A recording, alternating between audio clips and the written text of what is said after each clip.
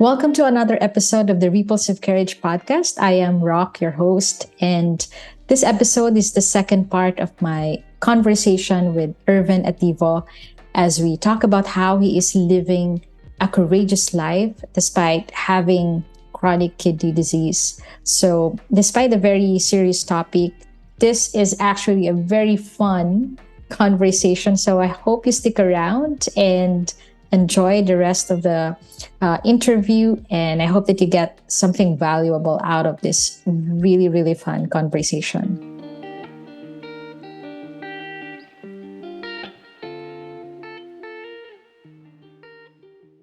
There's a gap between these families and patients ng CKD at yung mismong tamang treatment.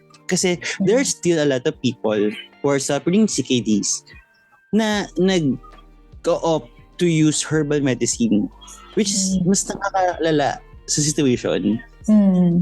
So, ayun. Ang naalala ko, nagpa-check up ako sa NKTI, tapos meron dong lolo na as in yung manas na siya, yung paa niya, yung legs niya malaki na, so sabihin yung kidney niya hindi na nagpa-function kasi hindi na naglalabas ng water so yung water nag-i-stay lang sa body, so dun nagkakaroon ng manas. So yung paa niya sobrang na, tapos sinasabi niya sa doktor, ayoko magpa-dialysis talaga doktor, pero may iniinom naman akong herbal. Wala naman hindi naman mag-e-effect sa kanya kasi one, pag umaling ko ng uminom ng herbal, that's fluid. Mas lalong maraming fluid ka na hindi mo malalabas. Mas lalong magkakaroon ka ng edema or pamamanas. So that's possibility na pumunta pa sa baga mo, pumunta pa sa stomach mo. So medyo medyo delikado yun. Yeah. I think yung sa mga ganang cases, siguro it's also coming from sometimes, and then I may be wrong about this, it's just an assumption. It may be coming from one fear of fear nga kasi may of the unknown kasi may misconception nga around dialysis, and then also like fear of the cost kasi parang when you start it you have to do it regularly and siguro diba, and I know that I've been in that place where parang I would rather not deal with the problem or like with the illness just because I'm so scared of how much the bill would be almost. And I don't know like how I think it might be the case for some people, I guess. Actually, naging issue ko rin yan before. That's why medyo repelled ako na mag-dwell sa medication before dialysis. And it made me realize na the more you prolong the medication, the treatment, mas lalaki ang magiging cost mo. So, diba, for example, for me, kung siguro kung naagapan ko, maybe, diba, maintenance lang ginagastos ko ngayon. Diba? Pero no, I need to pay for the treatment. So, ganun yung naging ko. That's why, sinasabihan ko talaga na, yung mga ayaw magpa-check up ka na kasi later in life, pag mas malaking babayaran mo. Yeah. Totoo yan. Yeah. I mean, I have another parang comment around that, but I think we will go into a totally different conversation around healthcare and etc., which probably we don't have time for. So, balik tayo dun sa conversation natin. Sa mga chikahan na lang natin. Mga chikahan natin, yeah. Pero kanina, I had this question, diba? Kasi you have this very, again, you have this disposition in life. You're trying to be positive despite itong challenges. And I wonder, have you always had this kind of disposition? Have you always been like optimistic and like, even before the diet? I can say yes. Na medyo jolly person talaga ako. Saka medyo positive thinker. Pero there were times na nawawala siya. Especially nung nagko-COVID ako. Like, diba, 2020 dialysis ko. Nag-start ako mag-dialysis. 2021, nagkaroon ako ng COVID. So, yung COVID, sobrang lala ng effect niya sa health ko to the point na I lost 10 to 12 kilograms within 2 weeks. like nag-shrink talaga ako. Like Oh, wow. sobrang payat. Tapos pag nakikita na ako ng parents ko, pag nakita ako ng mga kapatid ko, naiyak sila. Ganun kalala. Like umamatay na ba to? Ganun. So alam mo yun, parang even myself, hindi ako makatingin sa salamin for almost a year. Actually, ngayon ako nagkakaroon ng laman ulit eh. Diba? Pero yung payat mo nga nun, I think I saw a photo na parang... There was a time na I need to quit my job para lang mag-stop at magpahinga. Kasi sobrang nala ng long COVID effect sa akin. Kasi una, diba, comorbid ako. Kasi nga, diba, dialysis patient ako. Tapos, nung pag comorbid ka, nagka-COVID ka, it's either mamamatay ka or meron kang long COVID effect. So, dahil masamang damo tayo, hindi man tayo namatay, pero yung long COVID effect talaga, yung lung capacity ko, as in, sobrang sama. Like, hindi ko kaya maglakad ng 10 meters without, hindi ako nagpapanting. Ganun kalala. Hindi rin ako makakit ng hagdan. Hindi ko kayang umakit ng hagdan. Tapos, yung mga physical activities, sobrang bawas. What is my work? Diba? My work is landscape, horticulturist. I need to do site visits. Paano ka magsa-site visit kung di mo kayang maglakad at mag-ikot sa isang 2-hectare site? Diba? Yeah. So, I need to quit my job. So, alam mo yun, I quit my job, tapos, nakita ko yung body ko, nag-deteriorate siya, like, pumayat talaga ako. Parang, nung mga time na siya, oh my God, ito na ba to? Like, I'm dying na ba? May mga ganong times. May experience ako na, kala ko, though sobrang positive thinking yung ginagawa ko, kala ko, mawawala na. Kala ko, hindi na rin tatagal.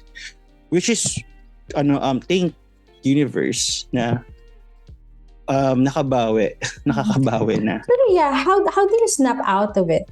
Because, di ba ako din, sometimes I get into like that mode na parang, it's parang siyang kumunoy, di ba? Parang when you're in the negative thinking, parang siyang kumunoy, parang the more that you, you just drown and drown more. So, siguro, how do you siguro saan kasi, nakacenter yung yung depression ko that time sa, physical look ko, na sobrang fat ko na, sobrang pangit ko na. Like, talaga yung skin ko, ang dami niyang issues, tapos, ang dami kong pimples everywhere, yung dark spots everywhere, kasi yun nga, isa sa mga effect. Tapos, yung physical activities ko, sobrang bawas. Di ako makapaglakad, di ako like, hindi ko kayang bumili sa tindahan, sa sari-sari store, nang hindi napapagod. Ganun kalala. Ganun siya kalala. Tapos, kailan ako nag-snap na siguro nung nakita ko yung dalawang yon is nagagawa ng paraan. For example, medyo umokay yung lungs ko. Tapos medyo nag-gain ako ng weight. Nag-start yun na nagpalit ako ng doktor. So yun, nung nagpalit ako ng doktor, may mga supplement siyang binigay sa akin na ginagamot sa may mga long COVID patient sa ibang bansa. Doon mahal siya. Kasi mahal talaga siya. Pero laking tulong niya talaga. So I think minsan kailangan mo ng external factor eh. Hindi lang siya basta nasa'yo. Yeah. Na kasi ako tingin ko na kung hindi ako medyo naging okay, ilang capacity ko hindi naging okay, yung physical features ko mapayat pa rin. Hindi ko may isip eh. Diba? And diba nga Ate Rock, there was a time na kailangan kong mag-quit kay Ate Janay ng transcription kasi hindi ko talaga kaya mag-transcribe pag hindi ako okay. So yung mga ganung factor na minsan may kailangan ka ding gawin para maging okay ka. Yeah. Hindi na siya basta nanggaling inside. Yeah. And it's okay as well, diba? It's okay to, yun nga, parang, okay, rest from work and then to give it to yourself na mag-recover ka, mag-heal ka, give yourself time. For me, it's okay, pero parang it took me time para tanggapin. It took me time mag-resign. Kasi una, maganda yung position. Pangalawa, feeling ko pa nag-resign ako, I was giving up. Ganun. May ganun akong may ganun akong thinking eh. Pero alam mo parang yung partner ko, sinabi niya sa akin na, hindi ka nag-give up, nagpapahinga ka lang. Parang, Yes. doon ko na-realize na, nga, kahit sobrang, totoo to, kahit sobrang lakas ng tao, even if you're the strongest person in the world, you need to take a rest. There are times na you need to take a stop. Parang rejuvenate yourself, rebuild yourself para makapagpatuloy. And I think yun yung ginagawa ko ngayon. Yeah. Totoo yun. Kasi minsan we don't allow ourselves. Guilty, no? Parang may hugatan. We don't allow ourselves yung... Actually, nagpaparinig ako. I feel like nagpaparinig ka sa akin. Diba? Na parang, parang we feel like we're taking away something from ourselves pag nagre-rest tayo, or we're taking away something from the fight. Yung nga, parang feeling mo it's giving up. Pero actually, that's part of the fight. That you take a rest and that you let yourself, diba, recover. And, ayun. Yeah. So, what does living courageously or living courageous mean to you, Ben? Siguro for me is you're being aware of your fear. Alam mo yun, pag alam mo yung kinakatakutan mo and you still go on, I think that's the most courageous stage na meron ka. Oh, yeah. That's beautiful. That's very interesting, no? So ibig sabihin, like, if you're someone that keeps on going, pero wala ka naman talagang fear, that's not necessarily being courageous. Oo, kasi parang you're just living, diba? Yeah. Pero, pag, for example, ikaw, takot kang mag-manage ng isang project, pero you're still manage that project continuously, diba? So, brave ka, courageous ka. Right. Kasi, with existing fear na meron ka, tapos ginagawa mo pa rin siya, ang tapang mo. Yeah. Diba? Yeah. And I think, for myself, ang isa sa mga nakatakutan ko is, ma-brand ako as dialysis patient and not Irvin. And not Beng. Alam mo yun? Pero, I realized na, if I'm going to live like this, which is I am, diba? Wala namang choice, diba? As in dialysis patient talaga ako. I need to embrace that. Yeah. Yung fear na yun, hindi ko siya tatalikuran. But instead, kayakapin ko siya na, okay, I'm Irvin, the dialysis patient, but still, I'm Irvin na your friend, your family. I'm still Irvin na boss mo nito. I'm still Irvin na office mate nito. Ganon. Kasi there's more to life than dialysis. You can tag me as just a dialysis patient. But I know to myself that I am more than that. Yeah. I think that's very important. Na it's not the entirety of who you are, diba? It's just part. Pero you don't also deny that part kasi that's a real part of yourself, diba? Yeah. And you need to be aware of that fear. Yeah. And also, yun nga, parang courage cannot exist where there is no fear. Yes.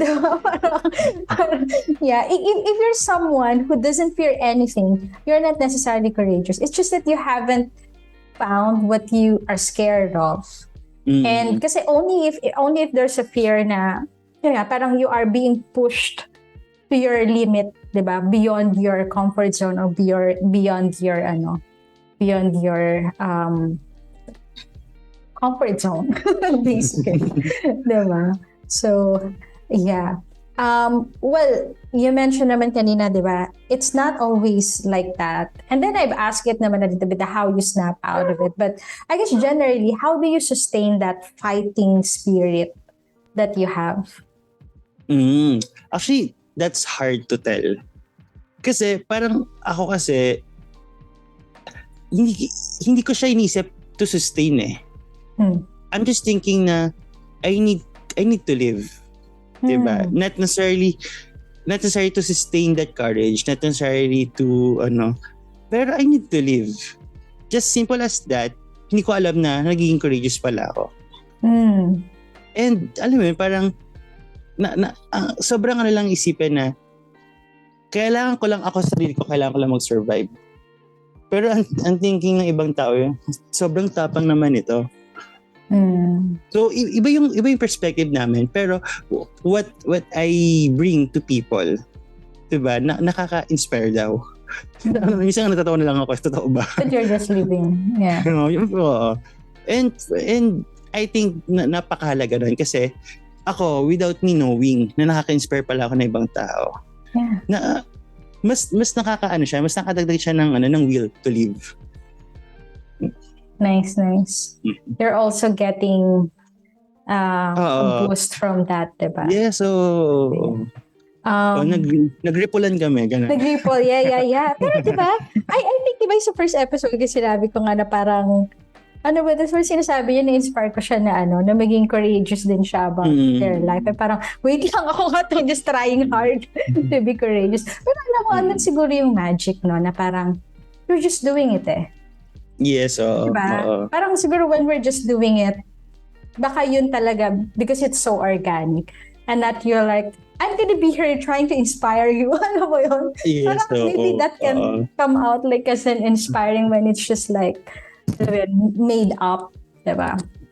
And I'm curious kasi I feel like you have some very interesting outlook in life, and probably that's because yun nga, you're seeing it differently because of your condition. But I'm curious specifically, like ano yung mind shift, or like ano yung how you are seeing life na nagbago, which you think is actually a good way to see life, na you would still have, like if you had the choice, you don't have this condition, but you would keep that perspective, or you would keep that way of looking at life.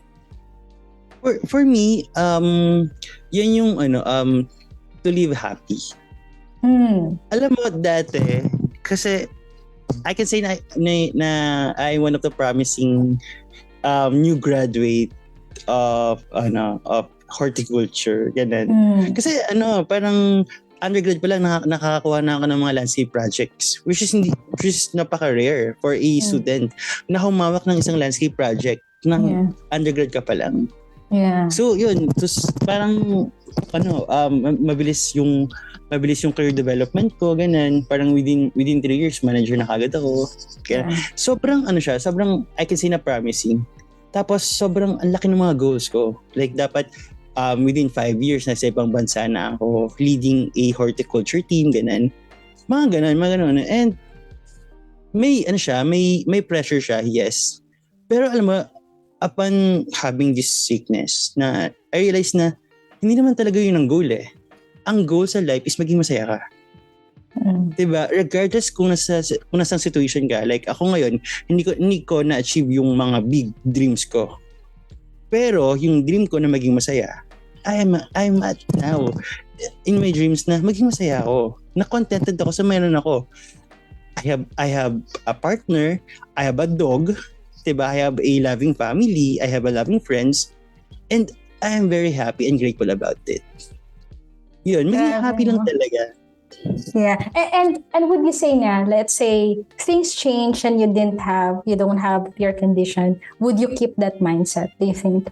Yes, of course. And I think dapat hindi lang sa mga taong may sakit.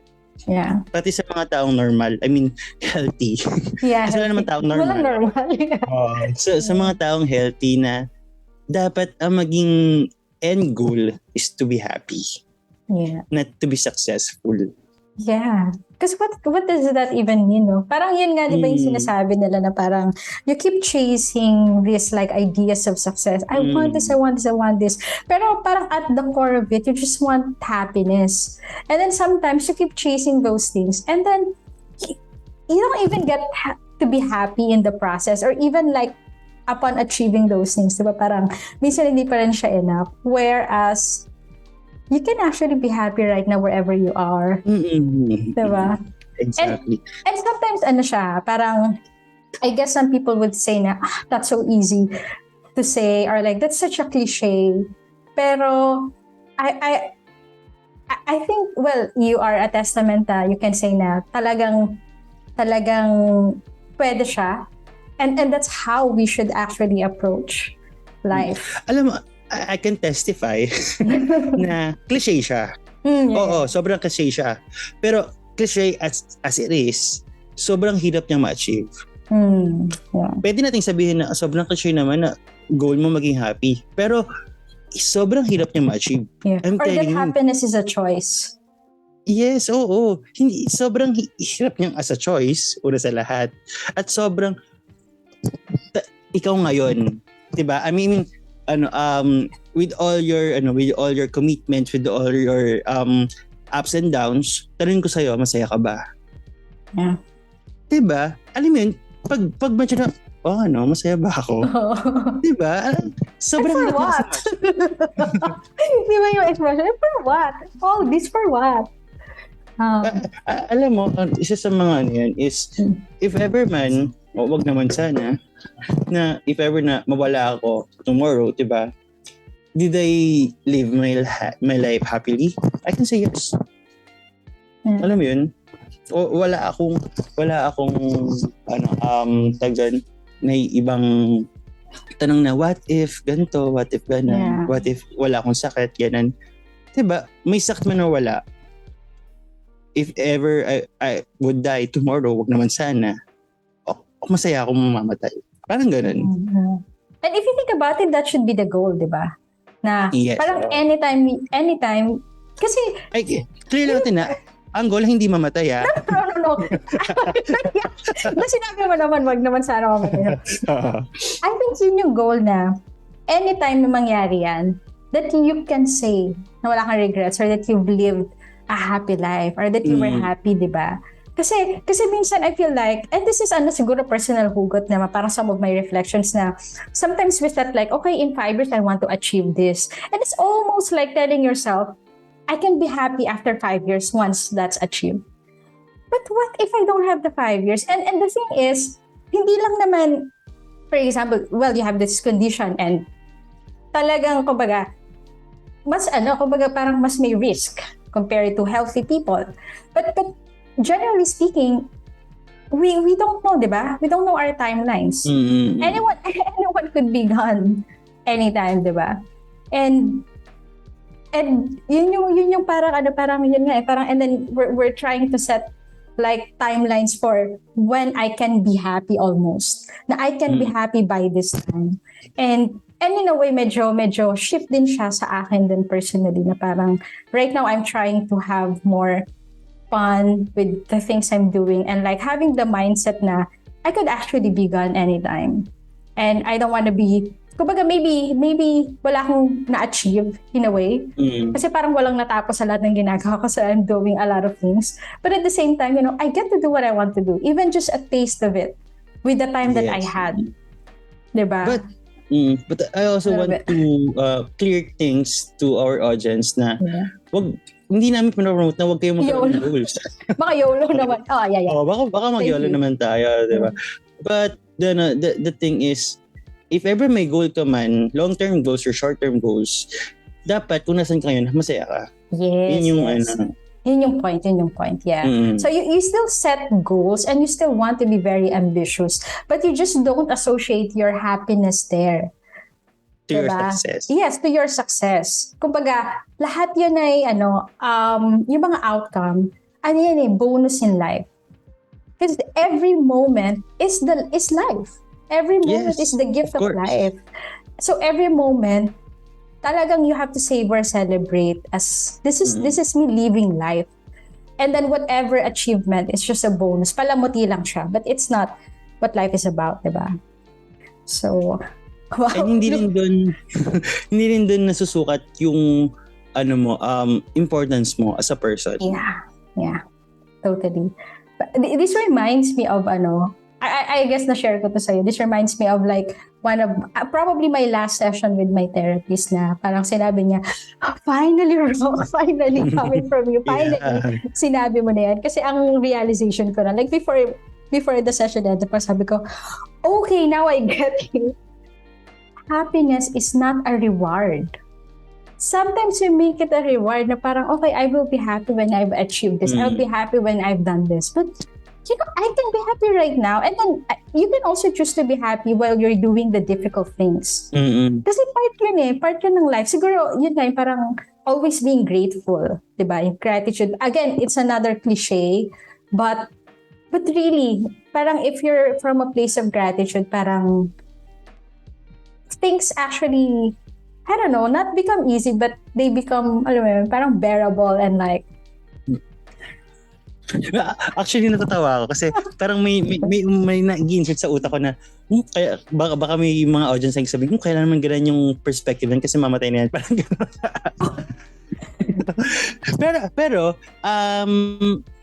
I don't know if that is somehow true na maging grateful ka kasi alam mo parang wala ka naman siya baka yun nga, high risk ka.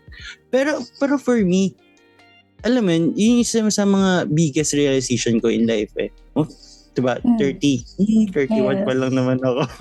Diba? 31 pa lang naman ako. Parang I have so much more to experience and to learn. Pero I realized that early na you can be happy wherever you are. Yeah. Kahit andun ka pa sa sa breakups nyo, andun ka pa sa failures mo sa work, diba? You can be happy.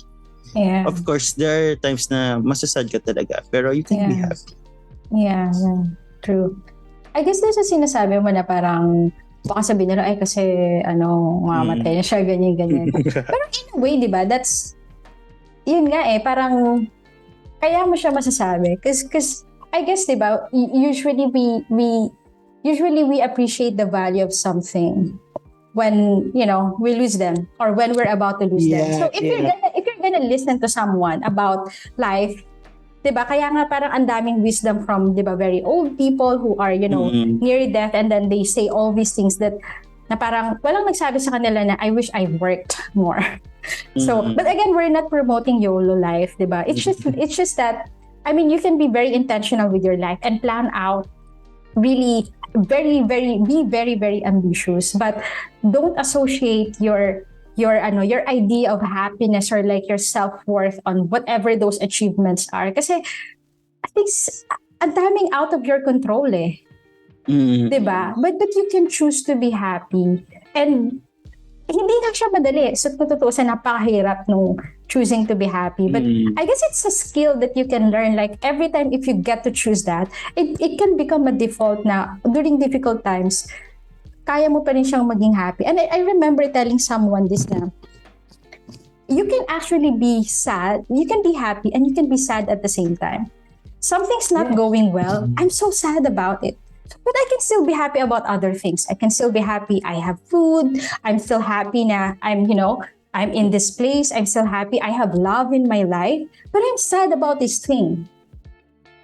And Can I have can coexist. Yes. Can I have a reference for that? Yeah. Alam niyo yung tag doon? Ano nga yung Disney? Disney nga ba yan? Or Pixar movie? Na mga feelings sila na isang yeah. Ano nga ba yun? I forgot, Inside Out?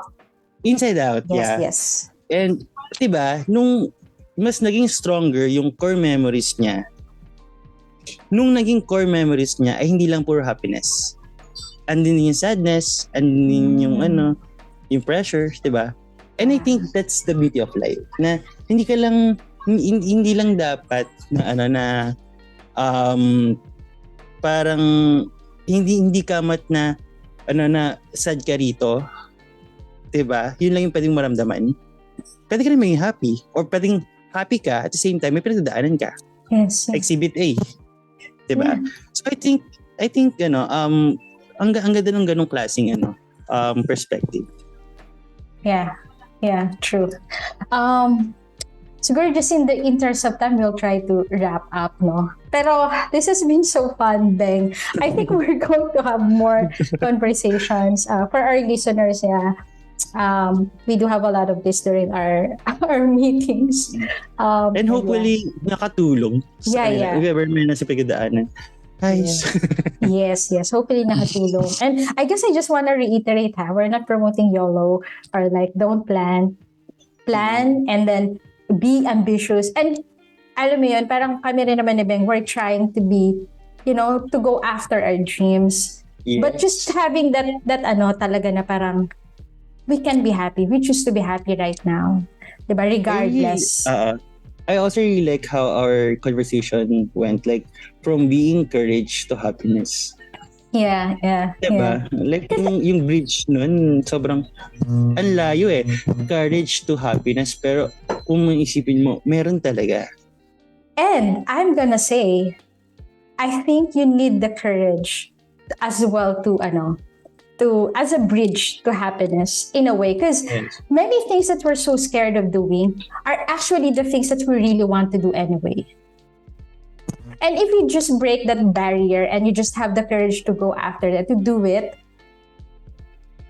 andun din yung joy mo eh. Andun din yung happiness mo, di ba? Yeah. I don't know if that makes sense, but yeah, I feel like I remember like when I was thinking like dito sa Ripples of Courage na parang have the courage to live the life that you want is what I wanted like to promote with Ripples of Courage. At least for me kasi parang that's how I felt like I have some ideas of what my life should be, and then I have some stuff that deep in my heart I know like I want to do like this thing, but I'm also just very scared and like keep procrastinating on these things kasi I don't know, I'm just so scared. It's easier to work I guess than to alam mo yun. But I feel like that step of breaking your boundaries is what gives happiness. Parang sa love din yun, di ba? You have to have the courage to, di ba? To dive into that. Next relationship, then you have to have the courage to dive into something unknown. To, di ba? To also open yourself up to all the other positive things in life. So, yeah.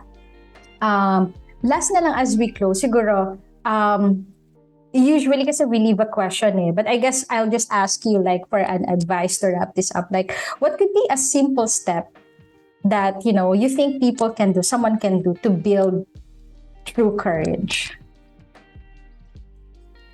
For me, accept your failures. Once you accept your failures, siguro dun mo ma-realize. From there, you would realize kung ano yung mga pwede mong gawin, ano yung mga pwede pong magawa. Diba? And I think, kasi diba, sa failure, takot tayong magkamali eh. Dapat hindi tayo matakot magkamali. Ayan. Yun lang. And I think that's a very courageous thing to say. Kasi dapat tayo magkamali man or hindi. Dapat okay tayo. Diba? Yeah. Dapat hindi ka dinitiktahan or hindi ka i-define ng mga pagkakamali mo. Right. Kaya dapat wag ka matakot magkamali. Yeah, wow. Ano yun nato? Tinamaan ako. So, nagpaparinig ako sa'yo. Yeah. So thank you so much, Beng, for that advice. Yeah, thank you. I enjoyed this, our kwentuhan. Yeah, sobrang na-enjoy ko to. Thank you for your time. And thank you for sharing kasi syempre very personal din yung conversation. Thank you for sharing. I hope yung listeners natin na learned something from this, especially kung may nakikinig sa atin that are also, have CKD or like know anyone. Also learn about yes, and also learn about dialysis na, we have misconceptions, but that can actually be very helpful. And generally just, taking care of ourselves. Yes. Gusto ko lang sabihin na if ever naman na you really need someone, kasi there are people, nagpost ako sa TikTok, nagpost ako sa Facebook, and there are people, random people to, hindi ko gusto na kilala to, nagtatanong sa akin, ano po bang pwedeng gawin or natatakot po kasi ako, ganun. They're scared, pero they want to reach out. So parang nakakataba sa puso na may nag-reach out sa'yo and want to help. I want to help them. Tapos, may effect ka pala sa mga tao. Yeah. So yung gano'n na if ever man meron sa inyo na listeners na you think or you are diagnosed with CKD and you don't know what to do, you need someone to talk to na really would relate to your experience you're experiencing right now. Kasi yun yung kulang like may maraming sabi sa yung friends na naiintindihan kita. Pero Meron bang talaga ba? groups that people can connect to, or like Well, if ever man meron, hindi ako kasali. Joke lang. Hindi ako kasali. Kasi, ano ba, hindi kasi ganun, yung community na meron ako ngayon, walang ganung groups na siguro sa Facebook may mga group, pero kasali ako sa Facebook group about dialysis patients, pero they're not promoting relations talaga. They're just, dito pwede kang manghingi kay mayor, ganito, ganun yung nila. Pero not necessarily support system mo sila. Yeah. Hopefully, magkaroon din ng ganun like support group. Oo. I really want to build that if ever man. Yeah. Maybe that's something that you can do, diba? And probably other people na nakikinig would, want to join and want to help build that community. That can be very powerful kasi support system, diba? Talagang sobrang importante. And also to share knowledge kasi nga minsan we're just so scared about something we don't understand. Pero if someone who went through it is able to explain, diba? Parang, okay, yun pala yung shift ng courage nila. Just the information. It could be also a spark of courage. So, yeah. Maybe they can, we can add in our description maybe a way to contact you. Would that be something, You can contact Ripples of Courage. Yeah. Sige, contact us and then we'll get back to you. So, ayun. Again, thank you so much, Ben. And then to our listeners, thank you so much for joining us. Just want to share na, please subscribe to the Ripples of Courage podcast, and then every kayo. Yes. We release a new episode every Friday around 5:30 p.m. And then you can follow us on social media. We have TikTok, we have Facebook, Ripples of Courage. I think you can search at Twitter. And then si Beng ang ating punong may abala. So again, thank you so much, Beng. And thank you so much for our listeners. And lots of love to you, and hope you're having a wonderful time.